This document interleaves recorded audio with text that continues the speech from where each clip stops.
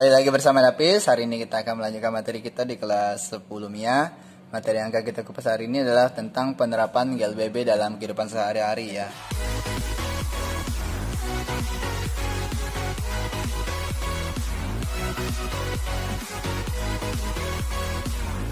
Pertama adalah gerak jatuh bebas ya, yang biasa disingkat dengan GJB. Satu contoh dalam kehidupan sehari, misalnya buah kelapa yang jatuh. Itu adalah salah satu peristiwa GJB, gerak jatuh bebas. Misalnya, ini ada satu benda, kalian lepaskan.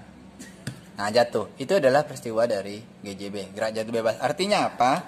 Kecepatan awalnya itu sama dengan 0 meter per sekon ya. Berarti tidak ada kecepatan atau benda dilepaskan dengan sendirinya.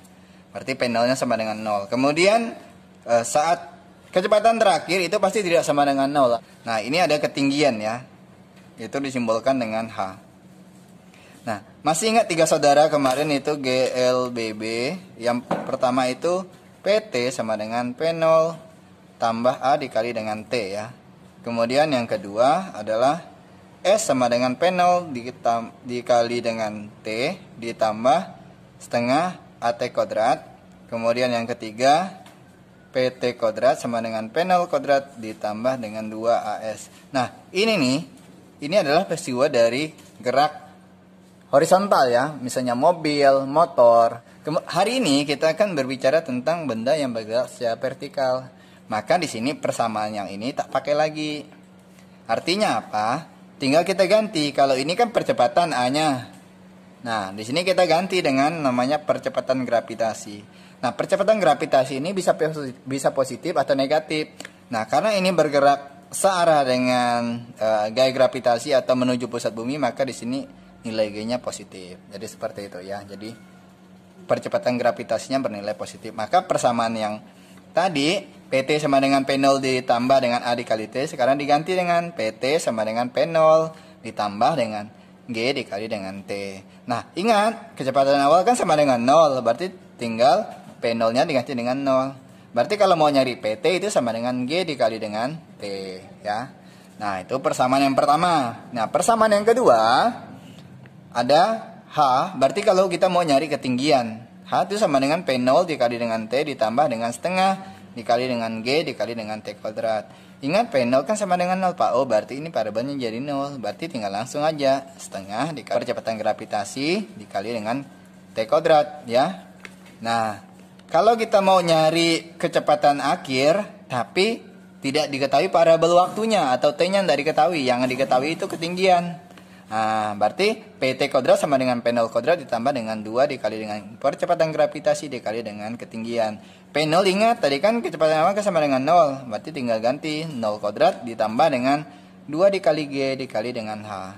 Nah, kalau mau cari PT kuadrat sama dengan 2 dikali dengan G dikali dengan H.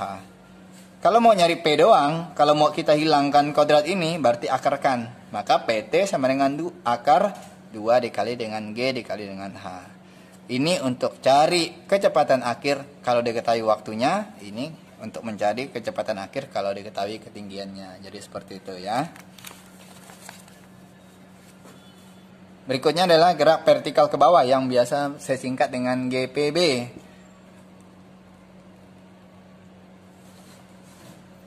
Nah, berikutnya adalah gerak vertikal ke bawah yang biasa saya singkat dengan GPB ya.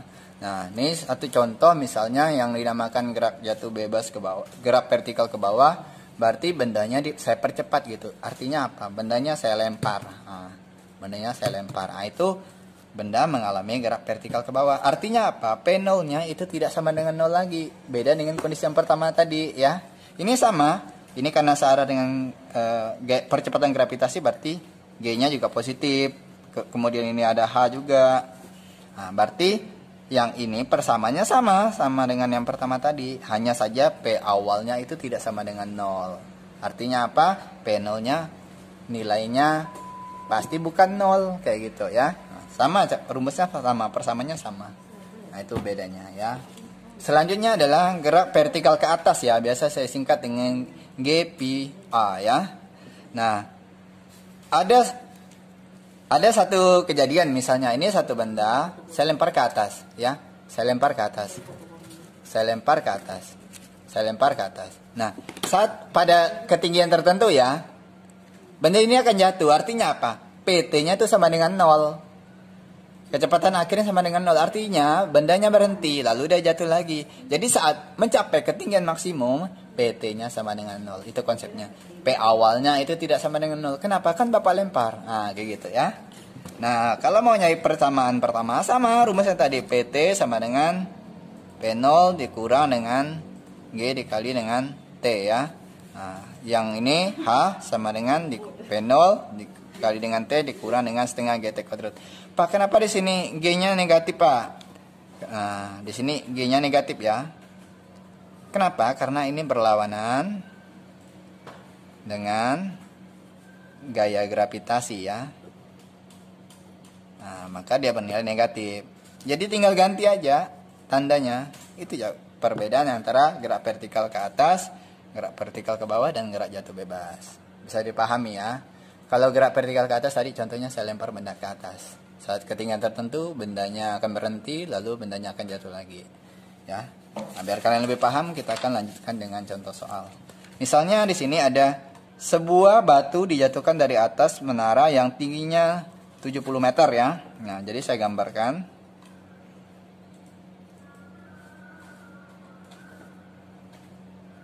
Nah, ini kondisi 1 ya, ini kondisi 2. Nah, tadi kan batunya dijatuhkan dari menara tingginya 770 meter. Berarti hanya 70. Nah, kecepatan awalnya itu sama dengan 0. Kecepatan awalnya 0 katanya. Berarti P0-nya kan sama dengan 0. Nah, ini kejadian apa berarti, Pak? Berarti pasti kejadian gerak jatuh bebas kan? Nah, berarti di sini ada PT. Dia bilang batu akan jatuh setelah 1 sekon. Berapa jauh batu akan jatuh setelah 1 sekon? Nah, berarti H1, ini saya misalkan 1 ya. P0 dikali dengan T ditambah dengan setengah dikali G dikali T kuadrat. Nah, P0-nya berapa? 0, Pak. Nah, berarti dikali dengan T ditambah setengah. Percepatan gravitasi itu kalau dia tidak kasih tahu berarti selalu 10, pasti selalu 10. Nah, T kuadrat dia bilang kan T-nya 1 sekon tadi. Nah, tinggal ganti aja 1 kuadrat. Nah, berarti 0 ditambah dengan setengah dikali dengan 10 dikali 1.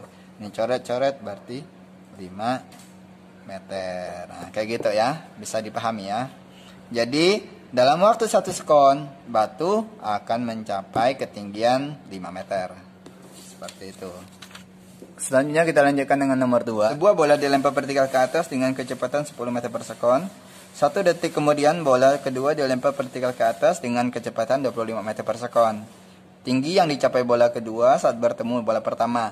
Nah, kalau ada kejadian kayak gini, pertama-tama kita harus tinjau dulu benda pertama. Benda 1. Kita tinjau dulu benda 1. Nah, logikanya benda 1 yang dilempar duluan kan? Jadi, kalau benda 1 dilempar duluan, kita cari dulu waktu untuk benda 1. Nah, kita buat kesepakatan bahwa benda 1 itu mencapai Hmax. Kalau Hmax, berarti di sini PT untuk yang 1 ya, itu sama dengan 0 meter per sekon. Nah, berarti PT sama dengan P0. Karena dia vertikal ke atas, maka di sini diganti dengan negatif. G dikali dengan T ya. Nah, P0 kan 0. PT-nya kan sama dengan 0 ya. P0-nya berapa tadi? P0-nya kan 10 untuk benda pertama. Berarti ini ganti 10 kurang dengan G. G itu kalau tidak dikasih tahu pasti 10 juga. Nah, itu tetapan ya. Jadi 10 dikali dengan T. Pindah ruas jadi 10 dikali T sama dengan 10. T sama dengan 10 bagi 10 berarti 1 sekon. Itu untuk waktu yang benda 1 saat mencapai pada ketinggian maksimum.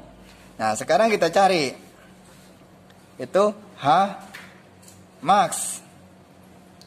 H maksimumnya. Kalau kita kan udah dapat T, sekarang kita cari H maksimumnya.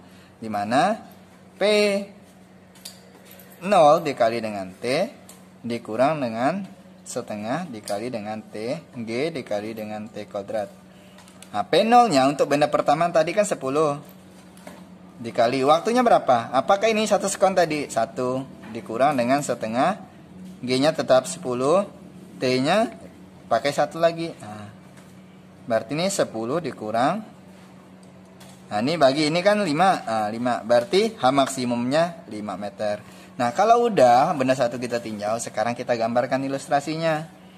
Jadi, kita mau ngitung tinggi benda kedua saat bertemu dengan benda yang pertama. Sekarang benda satu itu berada di atas. Dia mengalami namanya gerak jatuh bebas. Ya, itu benda satu. Nah, benda dua yang nyusul tadi tuh dilempar. P0, ini ada P0 juga ya. P0 ini pasti tidak sama dengan 0 meter per sekon. Ini benda kedua ya. Benda kedua ini mengalami gerak vertikal ke atas GPA. Nah, nanti disinilah mereka akan ketemu. Nah, jadi saya misalkan ini adalah H1 dan ini adalah H2. Nah, yang ini adalah H maksimum tadi. H totalnya. Nah, sekarang kita bisa analisis benda satu itu mengalami GJB ya. Kalau GJB kan kalau kita mau nyari H1 tadi kan P0 dikali dengan T. Karena dia GJB ya, berarti ini positif nilai G-nya. G dikali dengan T. Nah, ini kan sama dengan 0 kalau dia GJB 0 tambah G dikali dengan T. Itu H1. Ya. Nah, sekarang kita cari benda 2. Benda 2 itu kan dia mengalami GPA. GPA berarti H1 P0 dikali T dikurang dengan G dikali dengan T kuadrat. Ini setengah ya. Nah, ini kan tidak sama dengan 0. Nah, sementara H max. Nah, H max itu adalah penyumbulan dari H1 ditambah dengan H2. Nah, H1 tadi apa? H1 itu adalah G dikali, ini setengah ya, ini setengah ya. Nah, setengah G dikali dengan T kuadrat ditambah dengan H2 P0 dikali T dikurang dengan setengah dikali dengan GT kuadrat. Nah, sekarang ini kan positif, ini kan negatif. Berarti habis lah mereka kan. Nah, berarti H max itu tinggal ambil ini aja. P0 dikali dengan T. Kenapa ini habis? Kan ini positif, ini negatif. Kalau dikurang kan habis mereka gitu. Nah, H max tadi berapa? Kan 5. Maksimum kan 5 tadi itu. Kita udah sepakat yang ini. 5 P0. P0 untuk siapa? Kita ambil benda yang kedua. Ini P0 yang kedua ya. Kita ambil 25. Dikali dengan T. Kita mau nyari T2 sekarang. Nah, T2 berarti 5 per 25. Berarti berapa nih? Jadi 0,2 sekon. Nah, itu T2. Nah, udah dapat T2, barulah kita cari H2-nya. H2 di mana P0 dikali dengan T dikurang dengan setengah GT kuadrat. Kenapa dikurang? Karena berlawanan dengan gaya gravitasi. Nah, P0-nya berapa P0-nya? P0-nya kan 25 tadi itu. T-nya berapa? 0,2. Nah, dikurang dengan setengah. G-nya berapa? G-nya tetap 10. T kuadratnya, T-nya tetap pakai 0,2 dikuadratkan. Nah, ini 25 dikali 0,2 kan 5. Ini kan boleh coret-coret jadi 5. 0,2 dipangkatkan 2 berarti 0,04 ya. Jadi 5 dikurang dengan 5 dikali 0,04 itu 0,2. 5 dikurang 0,2 berarti 4,8 meter. Nah, inilah ketinggian benda kedua saat bertemu dengan benda yang pertama ya. Nah, bisa dipahami ya. Nah, soal yang nomor 2 ini adalah soal yang levelnya bisa dikatakan lumayan tinggi dan kadang pernah keluar di ujian nasional atau olimpiade. Jadi yang pertama tadi soal yang simple, yang kedua ini lumayan ribet ya.